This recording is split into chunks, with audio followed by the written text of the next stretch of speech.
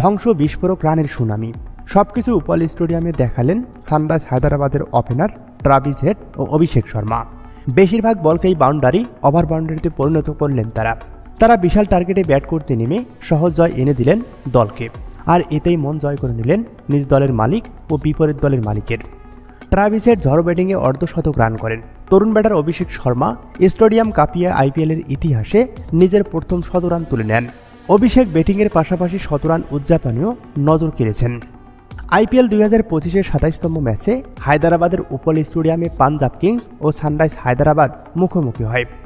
প্রথমে ব্যাট করে পাঞ্জাব 6 উইকেটে 245 রান সংগ্রহ করেন, আর পাহাড়সম রানের টার্গেটে ব্যাটিং করতে নেমেই শুরু থেকেই মারকুটিং ব্যাট চালাতে থাকেন অভিষেক শর্মা ও ট্রাভিস হেড।